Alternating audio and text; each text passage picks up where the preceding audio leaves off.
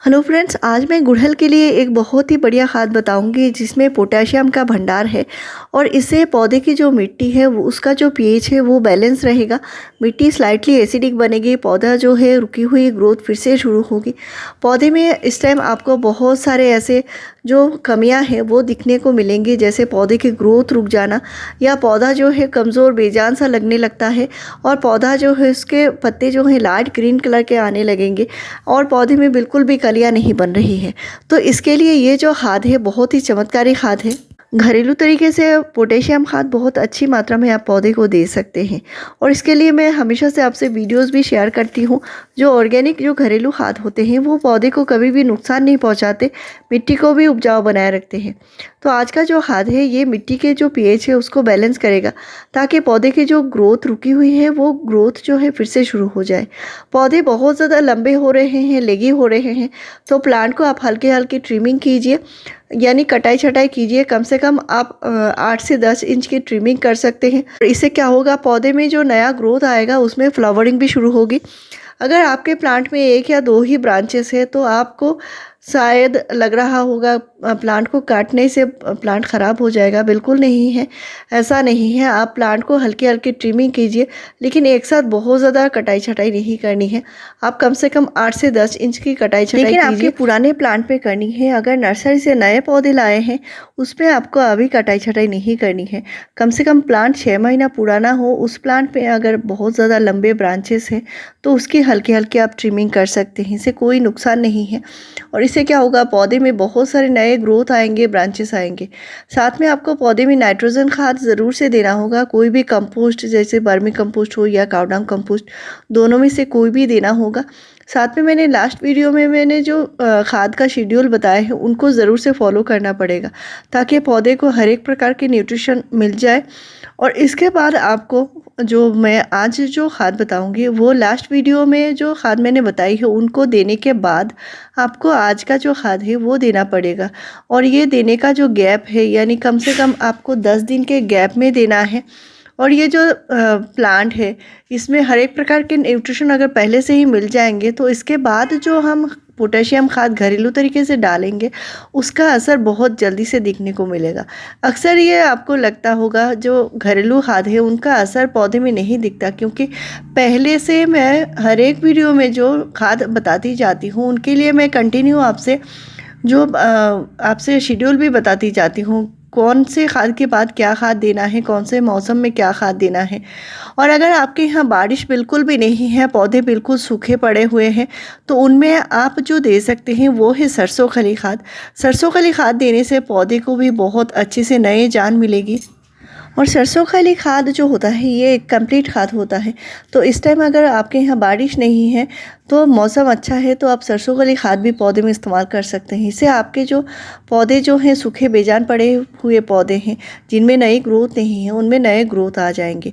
और अगर आपके पास सरसों खली नहीं है, कंपोस्ट है, कोई भी कंपोस्ट जैसे कावडांग कंपोस्ट या वर्मी कंपोस्ट, दोनों में से कोई भी आप डालिए। और कंपोस्ट देने के बाद आप जब पोटेशियम खाद डालेंगे तो पौधे में नए ग्रोथ आएंगे। इसके बाद पौधे में कलियां भी बनना शुरू होगा। तो एक के बाद एक आपको शेड्यूल मेंटेन करना पड़ेगा।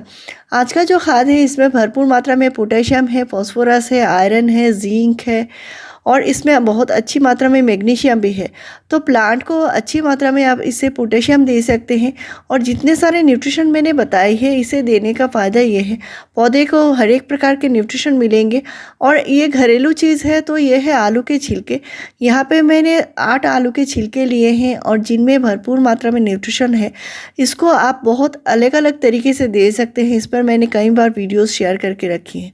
इनको कभी भी फेंकना नहीं है। ये पौधे को हर एक प्रकार के न्यूट्रिशन डालेंगे और प्लांट में फ्लावरिंग लेने के लिए एक बहुत ही चमत्कारी खाद है। इसको आप अलग अलग तरीके से तैयार भी कर सकते हैं। तो यहाँ पे मैंने तैयार करने के लिए मैंने आधे लीटर पानी में इसको डुबा कर रखा है। और यहाँ पे 8 आलू के छिलके हैं। अगर आपके पास कम छिलके हैं, 4 छिलके हैं आलू के, तो आप कम से कम आधी लीटर पानी की जगह आप 250 ml पानी ले सकते हैं। और इसको आप डुबो कर रखना है। कम से कम आपको 12 घंटे के लिए डुबो कर रखना है, यानी रात भर आप इसको डुबा कर रख सकते हैं और सुबह ही पौधे में डाल सकते हैं। साथ में मैंने यहाँ पे लिया है नींबू। जो नींबू से क्या होता है, मिट्टी में अगर कीड़े मकोड़े लगे हैं तो भी चले जाते हैं। नींबू से क्या होता है, पौधे के जो जड़ें हैं इनमें अगर कोई प्रॉब्लम आ रही है तो वो भी ठीक होगा। पौधे की जो इम्यून सिस्टम है वो भी स्ट्रांग बनेंगे। पौधे में अगर न्यूट्रिशन की कमी हो रही है, इसका मतलब है पौधे की जो मिट्टी का जो पीएच है वो बैलेंस नहीं है। अगर आप मिट्टी में बार बार खाद डाल रहे हैं लेकिन इसका असर नहीं दिख रहा है, इसका मतलब है मिट्टी का जो पीएच है वो बैलेंस नहीं है। वो गुड़हल को या गुलाब को या कोई भी फ्लावरिंग प्लांट हो, फ्रूटिंग प्लांट हो, इनको स्लाइटली एसिडिक मिट्टी चाहिए। और ये जो नींबू है इसको डालने से क्या होगा, मिट्टी स्लाइटली एसिडिक बनेगी, साथ ही साथ इसकी जो स्मेल है इससे मिट्टी में कीड़े मकोड़े फंगस चले जाएंगे। और यहाँ पे मैंने नींबू के सिर्फ 2 टुकड़े ही दिए हैं छोटे छोटे, और इसको डुबा कर रखना है 12 घंटे के लिए। 12 घंटे बाद आप इसका जो पानी का जो कलर है वो चेंज हो जाती है और इसमें बहुत अच्छी मात्रा में न्यूट्रिशन चले आते हैं।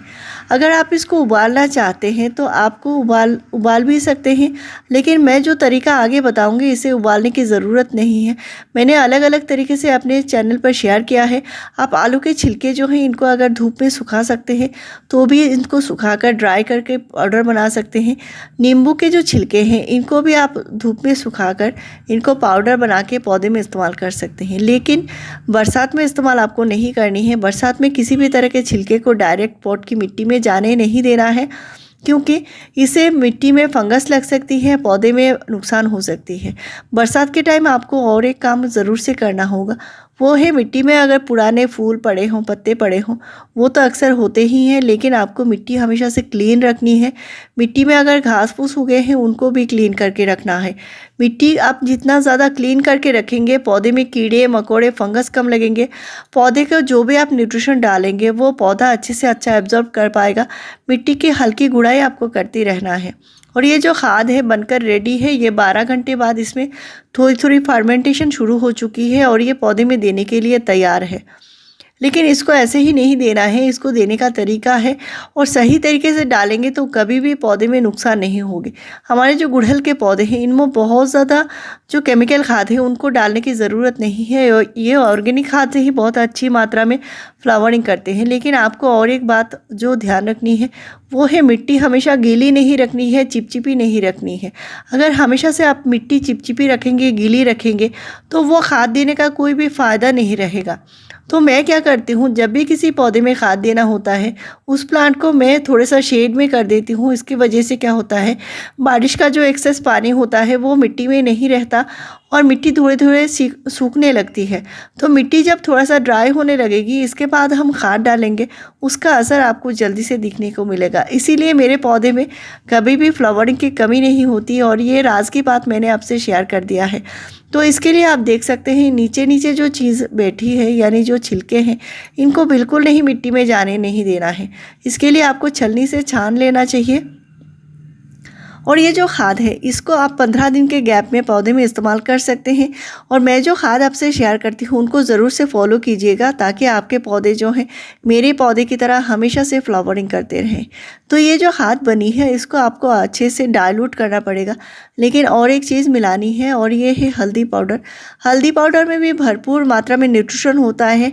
ये मिट्टी में कीड़े मकोड़े फंगस लगने नहीं देता, और साथ ही साथ ये पोटेशियम का भंडार है। हल्दी पाउडर में भी बहुत अच्छी मात्रा में पोटेशियम होता है, कैल्शियम होता है, जो पौधे के ग्रोथ के लिए बहुत अच्छी है। साथ ही साथ मिट्टी में कीड़े मकोड़े फंगस लगने नहीं देगा, और ये बरसात में पौधे को हमेशा से जो जड़ें हैं इनको ख़राब होने से बचाएगा। मिट्टी में आपको खाद डालने से पहले मिट्टी को हल्की हल्की गुड़ाई कर लेनी है। अगर मिट्टी बहुत ज़्यादा चिपचिपी है तो आपको थोड़ा सा मिट्टी को सूखने देना है, इसके बाद ही खाद डालना है, ताकि पौधे की जो जड़ें हैं वो थोड़ा सा खाद देने के लिए तैयार हो जाए। और मिट्टी की हल्की गुड़ाई करेंगे तो मिट्टी में जो एयरेशन होगी, जो ऑक्सीजन जाएगा, वो पौधे को ग्रोथ करने में मदद करेगा। और मिट्टी की हल्की हल्की गुड़ाई करेंगे तो पौधे में फंगस की जो प्रॉब्लम है वो नहीं होगी, और जड़ें जो हैं वो जो मिट्टी है पोरस रहेगी, जड़ें अच्छे से अच्छा विकास कर पाएंगी, अच्छा ग्रोथ कर पाएंगी। जो जड़ें जितना ज़्यादा अच्छे से ग्रोथ करेंगे, पौधा उतना ही अच्छे से ऊपर से भी ग्रोथ करेगा, अच्छे से अच्छा ग्रोथ करेगा, फ्लावरिंग भी करेगा। तो इस खाद को डाइल्यूट करना है 1 लीटर खाद के साथ और 1 लीटर नॉर्मल पानी मिलाकर पौधे में में डालना है। किसी भी प्लांट में आप डाल सकते हैं और ऐसे ही बढ़िया जानकारी पाने के लिए मेरे चैनल को ज़रूर सब्सक्राइब कीजिए, लाइक शेयर और कमेंट कीजिए। वीडियो पूरा देखने के लिए थैंक यू।